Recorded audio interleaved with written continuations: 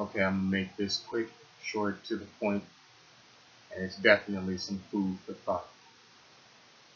As I prepare to return to Colorado, with all the street controversy that is swirled around me, with people like CMGs and Black Mafia, courtesy of Bruce McCoy that lived down the hall from me at West End Flats, illegitimate, or Trent Dilfer, or Christopher Robinson, or Robin, whatever his name is, David Robinson, Larry, the individual in the links who always called himself Jasmine. Here's some food for thought. For years, they've accused me of, among other things, being a spy network leader, and they have actively tried to enslave people that they claimed were my spies or my snitches, but they've also accused me of being a snitch network leader. Let's get this much straight. When it comes to Larry showing me that picture of that submarine in 2006 out in Aurora, Colorado by Exposition in Havana, think about this. I've talked about how my family, for generations, has been volunteer military.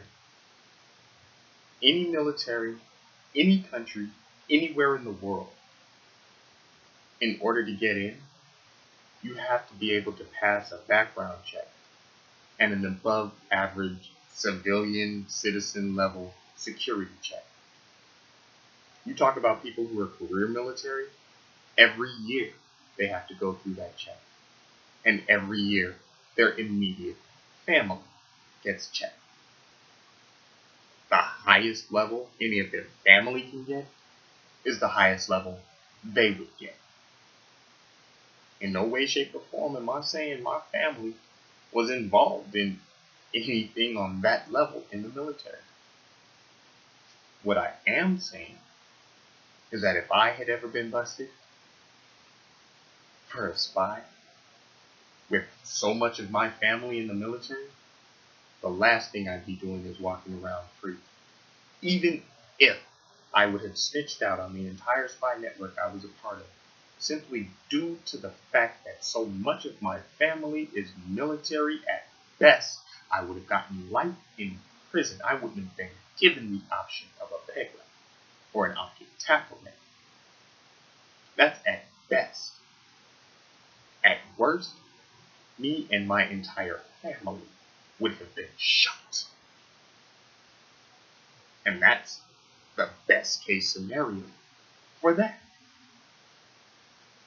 I heard the chair is worse than getting shot. I don't know about lethal injection. I'm on Social Security for depression and post-traumatic stress disorder. If ever I'd been busted for spying, I wouldn't have been given Social Security. Especially considering that my family has been military for generations. I still have family members in the military. If I'd have been busted for spying in 2006 or 2007 when Larry claims his door got kicked in, I mentioned in a video on my Facebook.com hijacked page, Jamal Page Not Hijacked Jet Watkins, that I took care of my mother after surgery on a military base because she was still working for the Department of Defense in Equal Employment Opportunity, meaning military members that were suffering racism. My mom fought for them.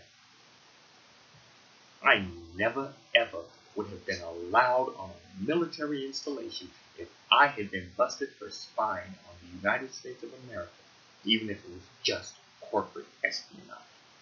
And I use the word just lightly. These are things to take into consideration for the streets, mainly. Because when it comes to things like the police, who helped empower these people to come after me to try and keep up their lifestyle, and the corporations that was involved with the police, that was involved with these people, that up to date may or may not still be doing so, they would have known these things.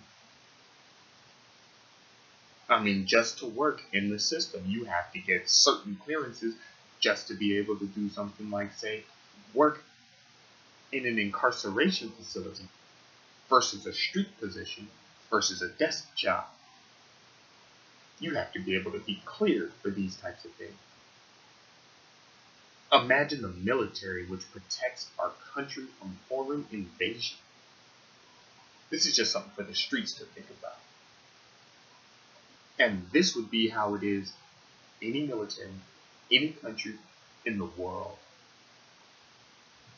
I promise you. If it's not, it would be less countries that have these policies than do. May the blessings of the Lord be upon you in Jesus' name. I love you, friends.